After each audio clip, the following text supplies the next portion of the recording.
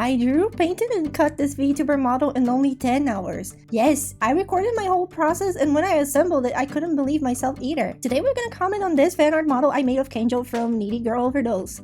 This model took me a total of 4 days to make between commissions. I know I'm relatively quick at making models, but I got surprised with how quick it took me to make this. Since I don't own this character's IP, this model or this video could be taken down at any time, so please make sure to leave a like and check out my other videos. I like to make a video learning to rig since I simply don't know how to rig, even though I've been in this market for years, so please look forward to it. Once the rig is complete, I'll make this model free to download. Before I start, I just want to leave a few disclaimers. It took me 10 hours to make this model in specific. My own model took me way more than that since I decided to take my time to correct everything I needed. This model has been made in line art style, which is the simpler style of model I offer. My paint-only style models take longer since the process is a bit different. This model only has the essentials. I didn't draw any expressions or extra arms for it. I have yet to rig it, but the parts are all cut and named correctly, as if I were to hand it to another rigger.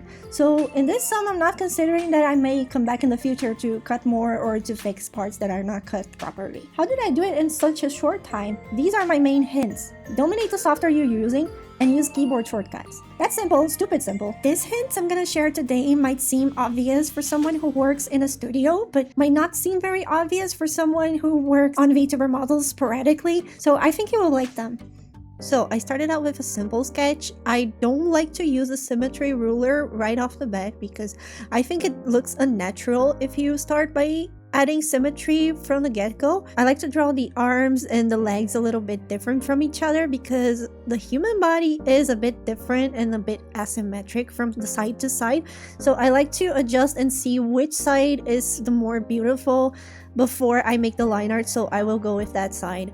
At this moment, I'm testing sizes and proportions. I want to make sure that all my shapes and proportions are correct before I go to the next steps, because when I make line art, it's going to be more difficult to fix things. So I erase a little bit of the face so I can see underneath a little better, and I can add the facial features a little easier. A disclaimer, I started by using Sai for this model because I really wanted to see how I would do in Sai. I really like the textures in that software, so I really wanted to go on and try to make a model in there.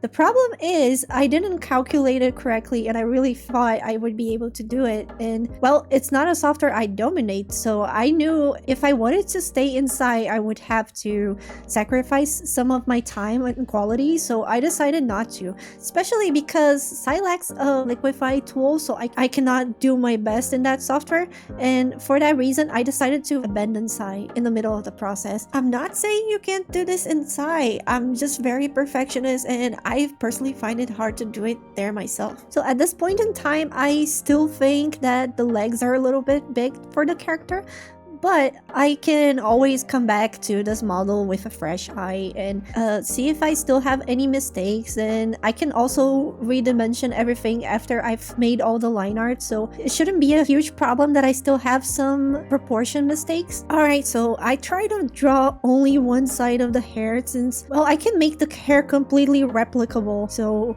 I don't have to draw both sides. And also another very important point to make is that I use reference even for the simplest things, so I always make sure that I have a reference for the clothes I'm drawing because I want to make sure that the clothes fall into the character's body in the most accurate way possible to really represent how they would feel as real cloth, you know. This side detail on her cloth, I decided that I would make it into a zipper because I was using the action figure as the main reference for this model. There I started making the line art, and I tried to make the line art as close as I possibly can so I don't have to cut parts individually in the process, so it makes it way quicker for me. Now I switched to Clip Studio, and so as you can see, I try to separate things per layer as much as I can in the steps, but I also keep the symmetric things like the ears in the same layer, so I can make sure I can adjust them together. If you don't have the liquify brush, there is a brush in the Clip Studio assets that will do the exact same. I will leave the link for it in the description.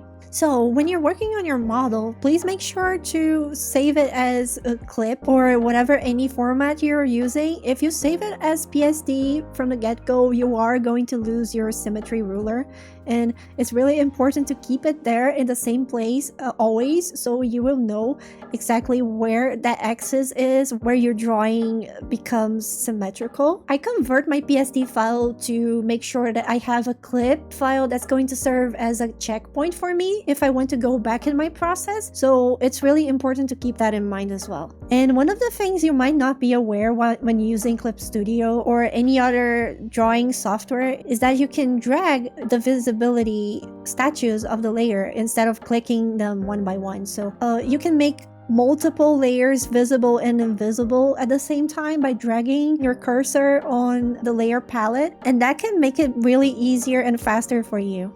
At this point, we already have a lot of layers, and browsing through them can be very daunting. You can quickly go to different layers by using the Ctrl-Shift on your keyboard and clicking where on the canvas is the layer you want to edit. This can jump you to the layer you want to work on and can save you hours of process. If you want to quickly fill up a line that's not closed, you can hold down the Alt button on your keyboard and click the layer's eye on the line layer. This will allow you to see only the lines layer. Then make a new layer underneath, close it with a line using the fill color, then select the one tool that samples all layers. Select everything outside the part you're working on. Revert the selection by pressing down Ctrl-Shift-I and make sure that the color you want to fill that part with is in the foreground color. Press Shift-Delete if you're on Clip Studio or Shift-F5 if you're on Photoshop to fill in that area, and Ctrl-D to deselect the area. This is what it looks like if I don't invert the selection. It may have some holes you may not even know existed, so it's always better to invert the selection outside of the drawing so you can fill in, just to make sure that your drawing is entirely filled. If you're looking for a VTuber model commission, my commissions are open and I only have one slot for a full body model at a discounted price. Someone already took one of the discounted price models and this is what they look like right now. This is Jubilia VT's future model, so go check them out.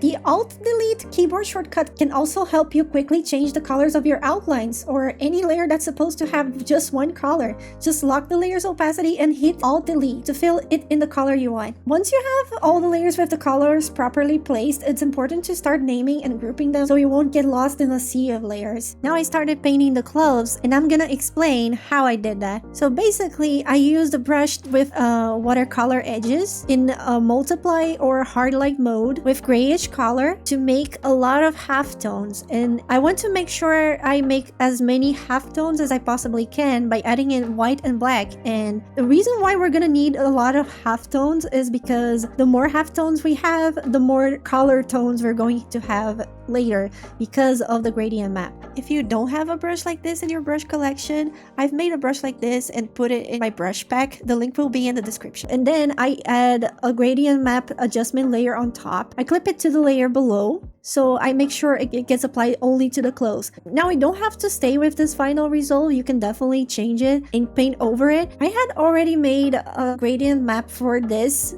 type of cloth in specific, but chances are if you don't have good gradient maps in your gradient map palette, chances are you will probably have to make your own gradient map for this, and you're going to test it until it looks natural. So you can go up to layer adjustments, gradient map, and create a new layer and test all the midtones until it actually looks iridescent. Now I'm using a brush to make the accessory detail in her clothes, and I also made sure to alter that and add some automatic outlines because it's a lot of work to make outline in such an accessory. So now I'm just working on the final details and making sure that the layers are all clean and don't have any floating dust by pressing the Ctrl-T button and seeing if the frame frames only the part that I wanted to frame. If the frame goes beyond, then you probably have some hidden parts you have to get rid of so your model will become smooth. Sign up to my Patreon for my illustration PSD files, early access to my illustrations, exclusive brushes, art learning material, and more. Check out this video, YouTube thinks you will like it, and I hope to see you there.